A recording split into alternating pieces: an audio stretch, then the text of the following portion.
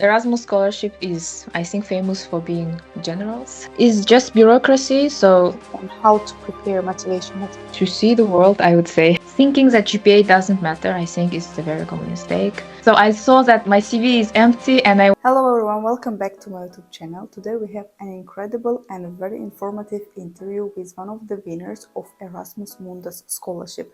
This is a series of interviews with my international friends, and you can watch other interviews of mine here. In this video we will talk about application process, motivation letters, recommendation letters, and all the challenges that a student can face while applying for Erasmus Mundus Scholarship.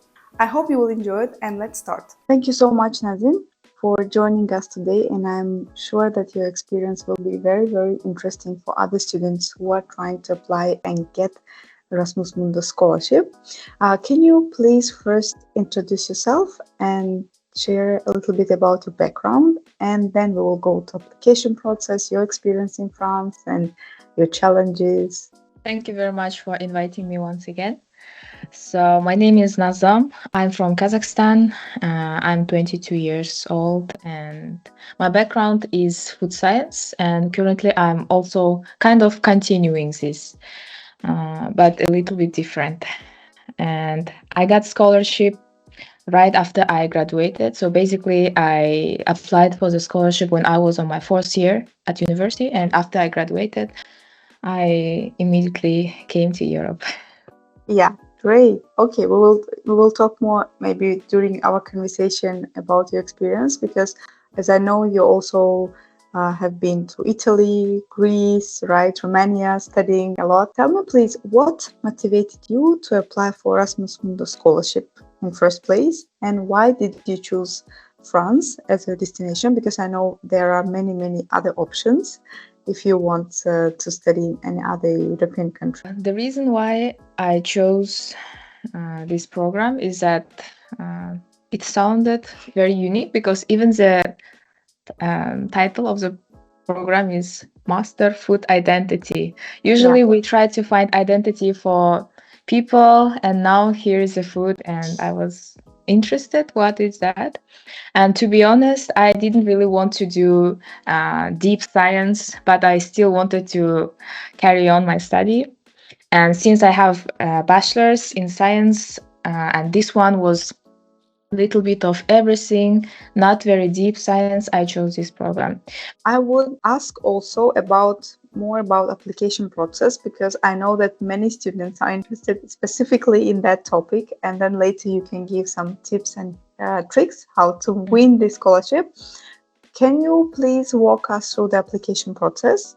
How did you prepare your documents, including statement of purpose, motivation letter, recommendation letters? Maybe you could mention also what helped your motivation to stand out. It's very important to prepare your documents ahead, not to wait when the application starts. This is how I did actually. And it can take as long as you need. So basically it depends on your background for sure. For example, if you are just on the third or fourth year of bachelor's degree and you still don't have any work experience, of course you have to prepare it ahead and do a lot of internships before that. So talking about the application process, there are documents that are also used for other programs. Basically, this is motivational letter of motivation, CV, IELTS, then transcript of your bachelor's. But if you are still at school, you can just show that with a stamp that you still study here, and this is my marks for this moment. So recommendation letters too, if I do remember well. I think that's it. Now, what have you written? Like maybe if you remember something specifically that you highlighted in your motivation letter, or any tips and tricks you can give on how to prepare motivation letter, because I get a lot of questions on how to prepare motivation letter in the comments of the videos in my channel. First, I think for motivational letter, it's important to have many opinions from your friends, colleagues, and etc. You should take it very serious. As my professor said after I got accepted, he, for example, paid a lot of attention to motivational letters. Not, for example, he first saw my motivation letter, and then after decided to look at my CV. So also it depends on the person, but still it's important. First, you should try to put the experience you have, maybe not from CV, things that you couldn't put in CV, but also the things that you already put in CV together to show that now you are here. And also, I think it's important to showcase some important things happening around. So it's not only about you, but about community, why you do care about community. So in my case, since it's food identity, you can see like what kind of problems you can have in the society. But actually, in my motivational letter, for example, I mentioned the situation that happened in Kazakhstan in 2022 in winter. The prices for products went very high. So I mentioned this problem and said what I want to do to solve this kind of problems in the future, and what did I do at that moment. So it's not like, okay, we had this problem and I want to do it in the future. No, that time I did some volunteer work and I also put that information. So even though I'm a pure scientist, when this situation happened in winter 2022, I saw that we have this problem and I didn't know what to do, but I started to do volunteer work. And then also I realized that we also have these problems, like the quality of food, for example, we don't have really good standardizations and etc. And here, one thing that I want to mention is that first, before writing motivational letter, I checked what kind of subjects we are going to study in masters. Mm-hmm. So since, for example, there were like agribusiness, marketing, and these kind of things that I didn't really study in my university, but I wanted to show that I'm able to study this, and I put this in my motivational letter that, for example, during this situation again, so during my volunteer work, I did some kind of marketing analysis. It's very important to show your skills in the right way. Also, of course, I included information how this master would help me in future. And then at the end, I mentioned my long-term goals. You have mentioned that you have to prepare in advance and you have to do some internship. Is it one of the requirements of the program that you have to have voluntary work or internship before you apply for the program? Actually, no. But you should see if you can have a CV. That's the problem. That was the problem of mine. So basically, when I want to start early and decided from CV, realized that I have nothing to write there. So basically, it's my bachelor's, 1 line, my skills, I don't know, 2 lines, and I cannot put my high school and languages maybe. And that's it. So I saw that my CV is empty and I want to put something inside. It cannot be like half of the page. So this is why I started to do some internships. Because, I mean, it's not required, but I'm sure that the committee will look. And also, since it's very difficult to find internships that are truly linked to your background, sometimes it's easier to find volunteer work. So you do it and you can also put it as a work experience. And nowadays, at least in Kazakhstan, we have this kind of certificates showing that, okay, this person worked 42 hours. And I think it's also kind of work. So yeah, you can put in CV. Of course. So you were strategic in that. So you were planning, right? And doing it. That's great. And if you tell a little bit about the requirements of the program, if you remember, what were the requirements? Maybe you can tell about the IELTS. Is it the same for all the universities in Europe? Is there any age limit? So first, I want to say GPA.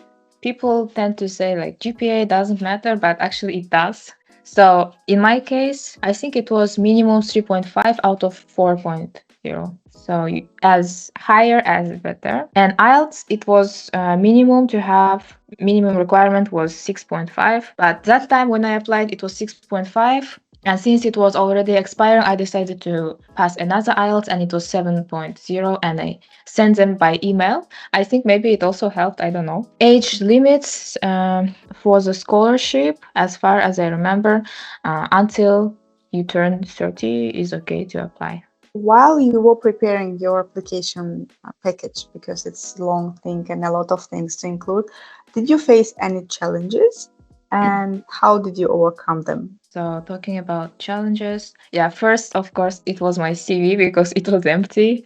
Transcript, for example, I don't know, is just bureaucracy. So I had to use my network with my professor to have this stamp, special stamp from university, and it takes time. I wasn't applying only for this program, so sometimes other programs deadlines came and I had to hurry. But maybe a recommendation letter. So in my case, my professor, whom I wanted to have a recommendation letter from, he hasn't really experience about this thing, like applying together to university. So we have to search together and write together, kind of. That is also very, and because like you cannot change it like as your motivational letter after he puts his stamp and finishes, it's done. So you have to be very good at that time. And also like I didn't know what we can put in recommendation letter, because like it's better, one thing by the way, to have recommendation letter at least from one professor, which shows that you are academically available, yeah, let's say, to study well abroad. And in this case, like I'm happy that at that time I had the research works and also the ones that won kind of competitions, so that I could include. And I also included some of my volunteer experience, and this is how I got the recommendation letter. But I think the challenge would be like if I didn't have these experiences, all of the things I mentioned, because as far as I know, you cannot mention the same thing in the two documents. Like if you mention this thing in motivational letter, of course you cannot repeat it in recommendation letter. So that's why I'm saying this was a challenge. Let's go a little bit to academic experience. Your academic experience in France. How was the academic experience in general in France? And maybe you could say something about teaching methods. Was it different from Kazakhstan, your home country? First, I want to mention that I studied in two different cities of France. So the first year I studied in the city called Angers, which is like few hours from Paris. And now currently I'm studying in Veta-Grosso University, which is located in Clermont-Ferrand, close to Lyon city, if you know. So these are two different environments, I want to say. So the first year, when we just arrived, people were very nice, but we had very busy schedule. So from morning, like let's say from 8 a.m. until like 6 p.m. I was at school, and mostly lab work since it's science. And what I noticed is that first you have, I don't know, maybe that time because I was in Kazakhstan a bachelor student and now I'm master student, I don't know. But the kind of liberty, like freedom, when you are at school, you can talk to your teacher easily, and maybe it's also the language thing, because you don't need to say I don't know, you don't need to mention the surname, you just say Professor Philip, and that's it. And but the teaching method was, well, at least in my school we had a really good lab comparing to my previous university. So I learned how to use new machines, new equipment, and etc. Yeah, sometimes that time, since I first arrived, it was difficult to explain something in English, but now I'm improving. It was already written in my program, so it's half English, half French. Okay, the thing is, I don't know French at all. I mean, I didn't know, and most of my cohort also don't know. But during 1 year, we had courses of French for free. That's also one good thing. And this time we are having classes in French. So basically, it started with English, but teachers now don't speak English at all. And so we have lessons with French. Also, I think maybe it's a French thing. I don't know. So here also we have a big schedule, like starting from 9 a.m., finishing, 4 or 5 p.m. Since it's in French, of course, it's challenging a little bit. But talking about the methods, we have some practical lessons sometimes. And we do a lot of visits, like also in that city, Angers, and here. So since I'm studying Okay, so it's called geographical indications, like local foods and traditional foods. We visit a lot of producers, farmers. Before we go to talk about some opportunities that program also offered to you, I want to ask, so there is no necessity to know the language, the local language of the country you are going to as a Erasmus Mundus scholar. You can get additional language course in the country. Is it for all the programs? French was mandatory to know because we had French lessons here. But Italian, for example, it was your choice. So you can study if you want, but classes are in English. So no one speaks Italian. So it depends on the country Yes. and program. So it's Yes. not the same for everyone. Yeah. Yes. But you are mentioning that Italy and Romania, was it part of your program or it's separately from your Erasmus Mundus experience? Erasmus Mundus is like Erasmus we do in bachelor's, but so during 2 years you move together with your cohort from one country to another. So basically from last year we started in August because we had French courses and finished it in December. And after we all together, 18 people went to Italy to study there like 2 months. And in March, we all together moved to Romania, to Cluj-Napoca. And after we all together moved to Greece. So this is part of your program. Yes. And it's great. And when you apply for the program, you would know that there is these opportunities, right? Yes. Yeah, that's great. Okay, let's just talk a little bit about the opportunities. Like you said that you can go and visit some fields and sites, right? And were there any opportunities for internship, research, collaborations during your program? Well, it depends on person. You can take it as opportunity when no one even says that there is. So, for example, like if you are interested in working in the production, I think you could just bring your CV when you have visit, and at the end of the speech, you can say, "Okay, actually, I would love to work here in future," and leave your CV. And about internship opportunities, one thing that happened to us is that since it's about geographical indications and it's a very specific topic, I would say. So it's popular in Europe and in some countries of Africa and in some countries of Asia, America, and etc. So our headmaster, ex-headmaster, when we were in Angers, he provided us a lot of, he brought us a lot of professors from different countries. So basically it was like, for example, today I have a lesson about African pepper. Yeah, there is one pepper with a lady. And next day I have a lesson from a professor who came from Spain or from Japan. And of course, they don't say you like, okay, let's go for internship. You have to ask. And first year, we didn't really work on that. And now we are kind of struggling because we have to find internship. But nowadays, our professors are sending us by email the opportunities to have internships. And since it's required to finalize with master, of course, they will find at least, like if you don't find anything at all, of course, they will help you to find, but we are also working individually. In the beginning, how did you handle this language barrier? How did you cope with it? That was very difficult because my professors were helping with the bureaucracy, and I had some friends who spoke French. But for example, when you go to boulangerie to buy some pastry, you are just like showing the but yeah, that time I didn't really needed French. Maybe in the train when you travel, they never speak English and you may miss your stop. Let's go further to another part about scholarship benefits, because most of the people are interested specifically on how to apply and what we will get in the end, right? Tell me please, how did the scholarship support you financially? Erasmus Scholarship is, I think, famous for being generous. And so it covered almost everything. So starting from my visa.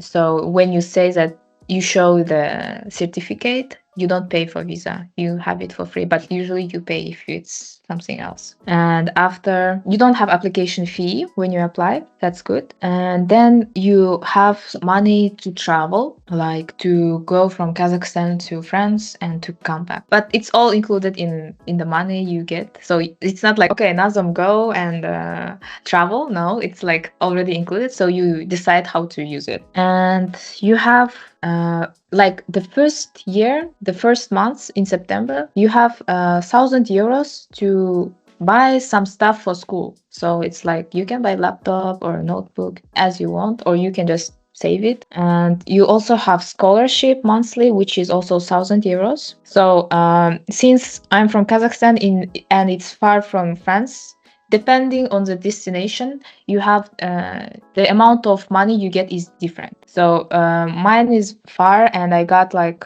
4,000. So yeah, 4,000 euros to go and come back, I think. Yeah.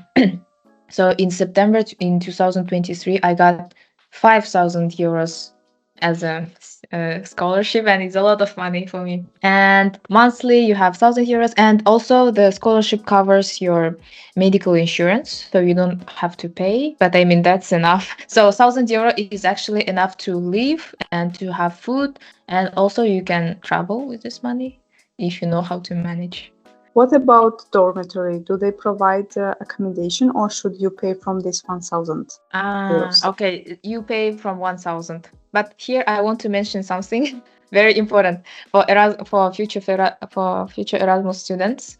So, like the first semester, we had dormitory because we had to study like from August to December, which is like 4 or 5 months.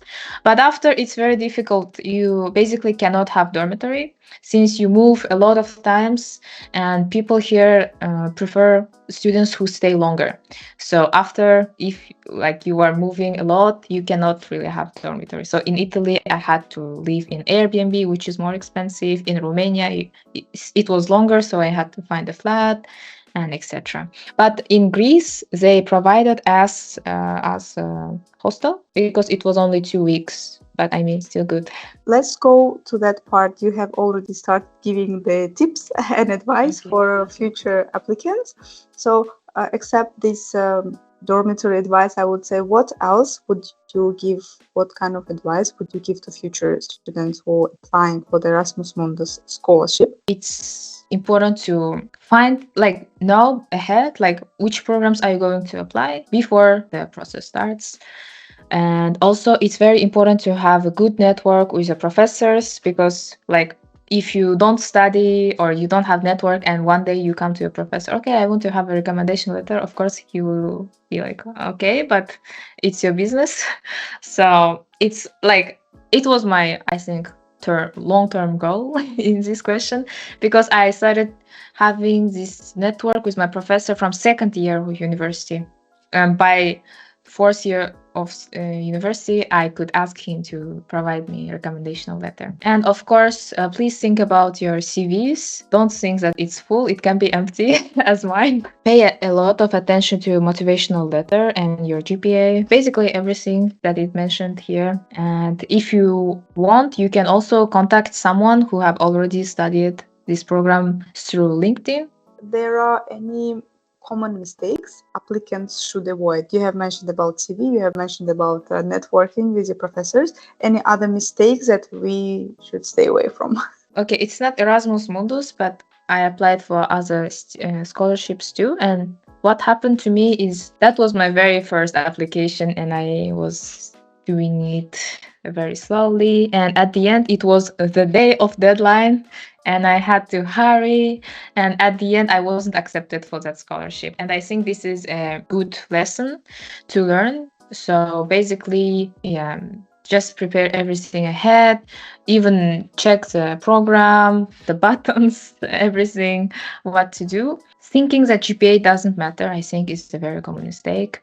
You have mentioned that you also were applying for different other programs. Do you recommend students to try different programs or just concentrate on one? Because in my channel, I mostly say try 10 programs, so you will be accepted for one. I didn't have energy to apply for 10 programs, but I did like 5, 6. So to secure kind of. And yeah, the more you apply, it's better. But you have to do quality, like real good motivational letters, real good CVs. So actually, this is also a common mistake, I would say. So at the beginning, when I had no clue about motivational letters, I thought like, okay, I can just change the name of the program and send to everyone. But it's a very big mistake. So I think you have to really specify and write another new motivational letter for each program. So it will take a lot of time. And if you can do 10, of course, it's really good. As I understood, after you send your documents, you will also be invited for the interview before you actually get the acceptance letter, right? Yeah. So what can you tell us about the interview process? Maybe you can tell your experience. How many minutes was it? What did they ask? And how did you pass the interview? Were you nervous? Of course, I think you were nervous. Everyone is nervous, right? And just some tips and tricks on how to pass the interview. Actually, I want to be proud of myself because this was the only interview invitation I got, and I got accepted. So I guess interview was very nice. So the first thing I did is usually for interviews you choose your time. They send you the table and you choose which one is good for you. And also they mentioned the name of the person who will provide interview. So what I did is that I checked this person before having interview in LinkedIn, in Google. So turned out that is my headmaster, and he had some research work. And I kind of tried to link with his research work because it was kind of close.